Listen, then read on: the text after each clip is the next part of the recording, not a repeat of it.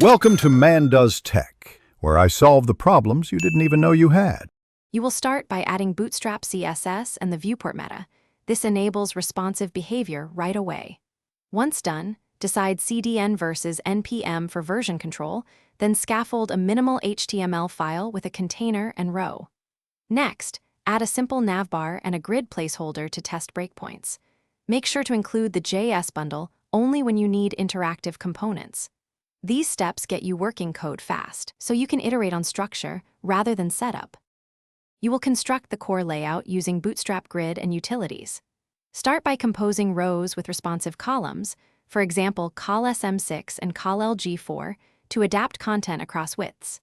Then apply spacing and display utilities rather than creating new CSS rules. This keeps consistency. Once the structure is stable, add components like cards and forms and wire up JS plugins for modals or dropdowns. If accessibility is important, make sure area attributes and keyboard focus are correctly handled as you integrate features. You will complete the page by testing across breakpoints and refining component behavior. Once layout looks correct, optimize assets with bundling and remove unused CSS to improve load times. Make sure scripts load in the right order. Bootstrap JS after popper if required. If something breaks, inspect class conflicts, duplicated CSS, or incorrect container nesting.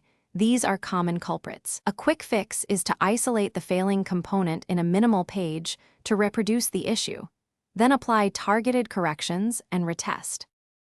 Thanks for watching. If you found this helpful, don't forget to like and subscribe.